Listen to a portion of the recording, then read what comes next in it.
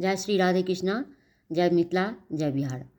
आप लोगों का बहुत बहुत धन्यवाद, प्रणाम, लाइक कमेंट शेयर करने के लिए और सब्सक्राइब करने के लिए। और इस तरह से आप लोग आगे भी मुझे लाइक कमेंट शेयर सब्सक्राइब करते रहें। धन्यवाद। आज जो दिव्य आख्यान सुनाऊंगी वो मैं सुनाऊंगी सुधा देवी सोहा के विषय में। देवी सोहा अग्निदेव की पत्नी हैं और श्री कृष्ण की परम प्रिया भक्त भी हैं और किसी वाड़ा कल्प में वह उनकी भार्या भी बनी। जो देवताओं को जो हव्य की प्राप्ति होती है वो अग्नि के द्वारा होती है। तो सृष्टि के आरंभ काल में जब ब्राह्मण क्षत्रिय यज्ञ करते थे तो उस समय अग्निदेव को भार्या नहीं मिली हुई थी, अर्थात उन्हें सोहा से उनका विवाह नहीं हुआ था, यानी वो भार्या रहित थे। इसलिए उस यज्ञाग्नि में दिए हुए हव्य से देवताओं को भोजन की प्राप्ति नहीं होती थी। तो किसी समय देवगण सब मिल के ब्रह्मा जी के पास गए और प्रजापति ब्रह्मा से अपने भोजन की बात कही उन्होंने कि किस तरह से उन्हें यज्ञ के द्वारा उनको भोजन की प्राप्ति अभी भी नहीं होती है। तब ब्रह्मा जी ने देवताओं को ध्यानपूर्वक और संयमित होकर उनकी बातों को सुना और तब उन्होंने उनकी प्रार्थना को सुनी और ब्रह्मा जी ने ध्यान करके श्री कृष्ण की शरण ग्रहण की। तब श्री कृष्ण के आदेशानुसार ब्रह्मा जी ने ध्यान के साथ मूल प्रकृति भगवती की आराधना करने लगे और इसके फलस्वरूप सर्वशक्ति सर्वस्वरूपिणी सोहा देवी भगवती मूल प्रकृति की कला से वहाँ प्रकट हुई और उनका जो विग्रह था, जो सोहा देवी का जो विग्रह था वो बहुत ही सुंदर था, रमणीय था, मनोहर था। उनका मुखमंडल बहुत ही आभापूर्ण था। उनके मुख पर मंद मंद मुस्कान थे, प्रसन्नता से युक्त था और समस्त आभाओं से युक्त, तेज से युक्त उनका विग्रह, मुखमंडल का वह विग्रह था जो बहुत ही सुंदर लग रहा था।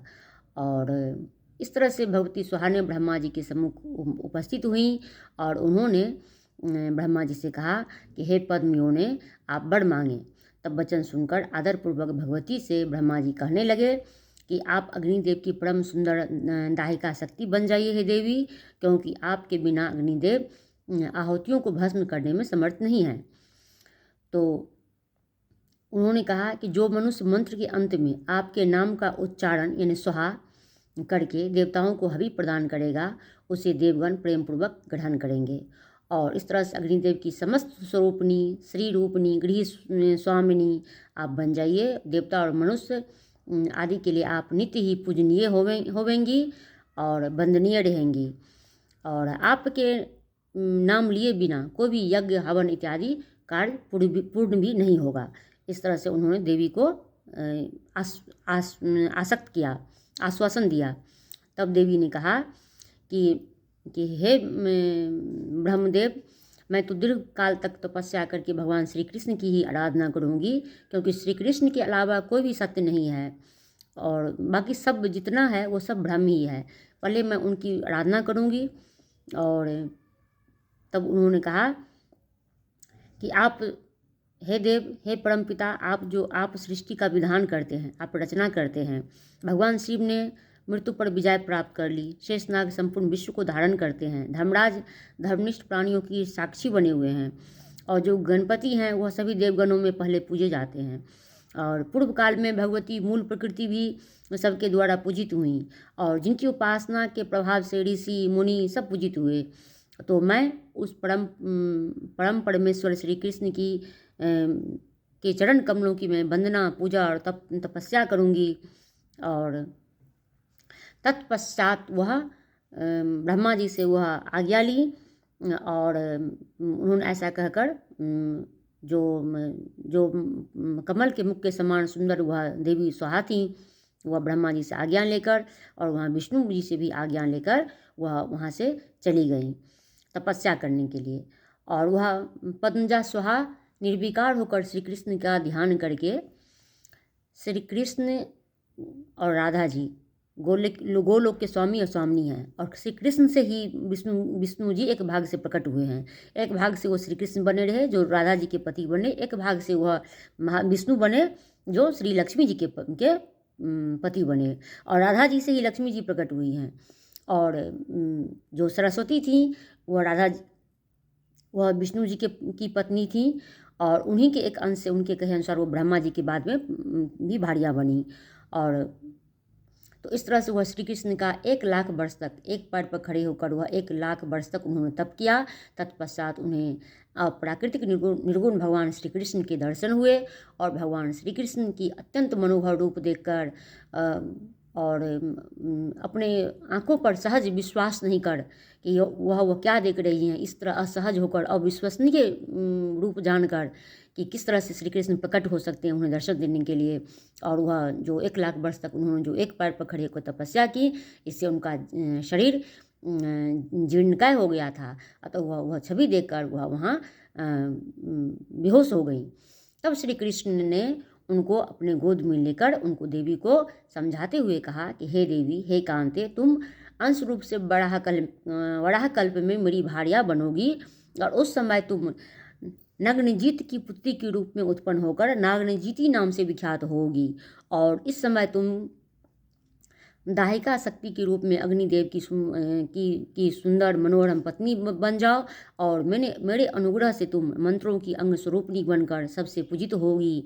ऋषि मुनि ब्राह्मण देवता क्षत्रिय सब तुम्हारी पूजा करेंगे, सबके द्वारा तुम पूजित होगी, और सब तुम्हारा नाम लिए बिना कोई भी यज्ञाग्नि का कोई भी कार्य सिद्ध नहीं होगा, पूर्ण नहीं होगा। तो इस तरह से वह सभी तुम्हें पूजा करेंगे। इस तरह से तुम अग्निदेव की भार्या बनो, और उनके साथ तुम वहाँ रहो। तब देवी स्वाहा ने ऐसा कहकर भगवान श्री कृष्ण देवी स्वाहा को इस तरह से कहकर श्री कृष्ण अंतर ध्यान हो गए। इसके बाद ब्रह्म ज्ञान से अत्यंत भयभीत अग्निदेव भी वहाँ प्रकट हुए, और उन्होंने सामवेद में कही गई ध्यान विधि से भगवती जगदम्बिका का ध्यान किया, और विधिवत उनका पूजन किया, और भगवती को प्रसन्न भी किया, और मंत्रोच्चार पूर्वक उनका पानी ग्रहण किया। इससे पूर्व भी जब श्री कृष्ण से निकले हुए विष्णु जी ने माँ सरस्वती का पूजन किया। सर्वप्रथम कृष्ण ने या विष्णु जी ने सर्वप्रथम सरस्वती जी का पूजन किया। फिर उन्होंने लक्ष्मी जी का, राधा जी से जब लक्ष्मी जी प्रकट हुई और उन्होंने मन में भाव किया कि मुझे भी कृष्ण पति के रूप में मिले, तब भी श्री कृष्ण अर्थात विष्णु जी ने लक्ष्मी जी का पूजन किया। और जब कृष्ण के कहने पर सावित्री को आदेश दिया श्री कृष्ण ने कि वह ब्रह्मा जी की पत्नी बने, तब भी वो जब नहीं मानी, तब ब्रह्मा जी को उन्होंने इशारे में जब समझाया, तब ब्रह्मा जी भी ने देवी सरस्वती का स्तवन किया, उनका मंत्रोच्चारण से उनको प्रसन्न किया, उनकी स्तुति की, उनका पूजन किया। तब वो देवी सावित्री ब्रह्मा जी की पत्नी बनी। तो इस तरह से प्रथम पत्नी, इन देवों की जो भार्याएँ हैं वो अपने पति के द्वारा ही सर्वप्रथम पूजित हुई हैं। तत्पश्चात देवता, ऋषि, मुनि और मनुष्य इत्यादि के द्वारा वह संसार में पूजित होने जाने लगी। और जब विवाह मंडप पर, पृथ्वी लोक में विवाह मंडप पर जब कन्यादान के समय कन्या का दाहिना हाथ वर के दाहिने हाथ में देकर जो शपथ ग्रहण किया जाता है, और किसी के दाहिने हाथ को अपने दाहिने हाथ में लेकर, चाहे वो मित्रता हो, चाहे वो कुटुंब में हो, अथवा वो समाज में हो, अथवा किसी का पानी ग्रहण करना हो, जो किसी के दाहिने हाथ के ऊपर अपना दाहिना हाथ रखकर या अपने हाथ में लेकर उसको शपथ देता है, और उसको अगर वह निर्वाह नहीं करता है तो अगले 7 जन्म तक वह सर्प बनता है। तत्पश्चात वह अनान्य किसी भी प्रकार के जन्म उसको दुख का भोगना पड़ता है। इसलिए मैं विवाह मंडप पर पानी ग्रहण करने वाले उन बड़ों से मैं हाथ जोड़कर विनती करती हूँ कि जब पानी ग्रहण आप कर रहे होते हैं तो उसको आप निभाइए। क्यों निभाइए? आपने अपनी माता से आज्ञा लेकर ही आपने विवाह के लिए अपना समय को चुना, अपने जीवन को चुना। आपको विवाह जीवन में, गृहस्थ जीवन में आपको प्रवेश करना है। आपने किसी का पानी ग्रहण किया तो उसको निभाइए, और नहीं बन रहा है बाद में तो आप उसको लीडरशिप करके निभाइए। मैं आख्यान से हटकर एक लाइन बोल रही हूँ। और तब भी अगर नहीं बन रहा है तो मैं यही बोलूँगी कि अब विवाह ही करना क्या ज़रूरी है। पृथ्वी माता ऐसे ही श्री कृष्ण भगवान को हमेशा दुखड़ा सुनाती रहती हैं कि मैं इस पृथ्वी पर पापियों के बोझ से दबी जा रही हूँ, अत्याचारियों के बोझ से मैं दबी जा रही हूँ, बेईमान और झूठ और जमाखोर, सूदखोर, चोर और चोरों के पाप से मैं दबी जा रही हूँ, दुरात्माओं के अत्याचार से मैं दबी जा रही हूँ। तो इस तरह से एक और पाप का बोझ किस लिए पृथ्वी माता के ऊपर बढ़ाना। आप ऐसे ही संसार में सेवा कार्य कीजिए, समाज सेवा कीजिए, पुण्य का कार्य कीजिए, धर्म कार्य कीजिए, सबको विवाह करना ही क्या जरूरी है। अच्छा, कर ही लिए हैं तो माता की ही आज्ञा से किए, तो फिर विषमता क्यों हो गई, निभाइए उसको फिर। तो तत्पश्चात उन्होंने मंत्रोच्चारण पूर्वक अग्निदेव ने स्वाहा का पानी ग्रहण किया, और पानी ग्रहण करने के पश्चात वह देवी स्वाहा को लेकर बिहार के लिए वन की ओर प्रस्थान कर गए, जहाँ उन्होंने 100 वर्ष तक वहाँ बिहार किया। और कालांतर में स्वाहा ने गर्भ को धारण किया और वह 12 वर्ष तक गर्भ को धारण किए रहीं। तत्पश्चात उन्हें 3 सुंदर मनोरम पुत्र की प्राप्ति हुई, दक्षाग्नि, गार्हपत्याग्नि तथा आहवई याग्नि। ये 3 सुंदर पुत्र स्वाहा और अग्निदेव को प्राप्त हुए। और इस तरह से तभी से जब अग्निदेव ने स्वाहा की पूजा अर्चना की मंत्रोच्चारण पूर्वक, तभी से ऋषि, मुनि, ब्राह्मण, क्षत्रिय सब मंत्र के अंत में स्वाहा शब्द जोड़कर मंत्रोच्चारण करके अग्नि में हवन करने लगे। तब से ये स्वाहा स्वाहा ऐसा करके अग्नि में हवन देने का प्रचलन हुआ। और जो कोई मनुष्य या देवगण, ऋषि मुनि इस स्वाहा शब्द को लगाकर मंत्रोच्चारण करता है और इसके उच्चारण मात्र से उससे सभी सिद्धियां प्राप्त हो जाती है। जिस प्रकार विष से रहित सर्प, वेद विहीन ब्राह्मण, पति सेवा विहीन स्त्री और भार्या रहित मनुष्य या मनुष्य का जीवन, विद्या से शून्य मनुष्य, फल और शाखा से रहित वृक्ष निंदनीय होता है, उसी प्रकार यज्ञाग्नि में स्वाहा रहित मंत्र भी निंदनीय होता है। उसका कोई भी वह फलप्रद फल नहीं मिलता है, फल रहित होता है वह यज्ञ। इसलिए किसी भी मंत्र के उच्चारण में जब यज्ञाग्नि आप कर रहे हों तो स्वाहा अवश्य ही बोलना चाहिए। तब जब से यह स्वाहा शब्द जोड़कर यज्ञाग्नि होने लगी, तब से समस्त ब्राह्मण संतुष्ट हुए, देवताओं को आहुतियाँ मिलने लगी और स्वाहा युक्त मंत्र से सब कुछ सफल होने लगा। सभी कार्य अपने आप सिद्ध होने लगे, देवता प्रसन्न हो गए। और इस तरह से अब देवताओं को भी आहुतियाँ या हव्य उनको मिलने लगी। उसके बाद तत्पश्चात भगवती के सामवेद रूप ध्यान, स्त्रोत और जो उसकी जो पूजा विधि है, यागाग्नि के आरंभ में शालग्राम की पूजा करनी चाहिए अथवा कलश पर यत्नपूर्वक भगवती स्वाहा का विधिवत पूजन करके यज्ञ को आरंभ करना चाहिए। और भगवती स्वाहा वेदांगमय मंत्रों से संपन्न, मंत्र सिद्धि स्वरूपनी, मनुष्यों को सिद्धि और उनके कर्मों को फलदात्री देवी हैं, वह कल्याणमयी भी हैं। और भगवती की पूजा षोडशोपचार विधि से करना चाहिए और मूल मंत्र में पाद, अर्घ इत्यादि अर्पण करना चाहिए, उनका स्तवन करना चाहिए, तो समस्त सिद्धियों की प्राप्ति निश्चित हुई होती है। देवी स्वाहा का जो मंत्र है वह है ओम ह्रीं श्रीं वहीं जायायै देव्यै स्वाहा।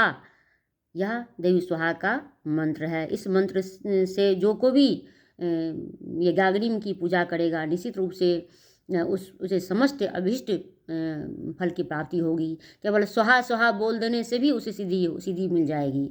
और देवी स्वाहा के जो सुंदर, मनोरम और पावनमय और पापनाशक और समस्त आकांक्षाओं को पूर्ति करने वाली मनोकामनाओं को पूर्ण करने वाली जो उनके दिव्य 16 नाम हैं वो इस प्रकार हैं: स्वाहा, वहिन प्रिया, वहिन जया, संतोषकारिणी, शक्ति, क्रिया, कालदात्री, परिपाक करी, ध्रुवा, मनुष्यों की गति, दाहिका, धनक्षमा, संसार सार रूपा, घोर संसार तारणी, देव जीवन रूपा और देव पोषण कारिणी। ये देवी भगवती स्वाहा के 16 नाम हैं। जो मनुष्य इस 16 नामों का उनका स्मरण करता है, उनका नाम नित्य लेता है, तो निश्चित रूप से वह इस लोक और परलोक में संपूर्ण सिद्धियों को प्राप्त कर लेता है। उसका कोई भी कर्म अपूर्ण नहीं रहता है, समस्त उसके स्वच्छ, पवित्र और धर्मनिष्ठ कर्म उसके पूर्ण होते हैं। और निश्चित रूप से उनका यह दिव्य 16 नाम फलदायी है। पुत्रहीन को पुत्र मिलता है, वो पुत्रवान हो जाते हैं। भार्याहीन को पत्नी मिलती है और भार्याहीन व्यक्ति को पत्नी की प्राप्ति होती है और सुंदर मनोहर भार्या की उसे प्राप्ति होती है। और जो कोई भी मनुष्य इस आख्यान को सुनेगा निश्चित रूप से उसे मोक्ष की और समस्त सुखों की मनोकामनाओं की पूर्ण होगी, इसमें कोई भी संशय नहीं। तो अब मैं अपनी वाणी को विराम देती हूँ। तो देवी स्वाहा की जय। अगर जानकारी अच्छी लगी तो लाइक कमेंट शेयर सब्सक्राइब कीजिए प्लीज़। बेल आइकन को प्रेस कीजिए। फेसबुक पर संजना झा को फॉलो कीजिए, वहाँ भी लाइक कमेंट शेयर सब्सक्राइब कीजिए, मोटिवेट कीजिए। धन्यवाद। हर हर महादेव, शिव शिव। जय माँ दुर्गा और जय माँ स्वाहा। धन्यवाद।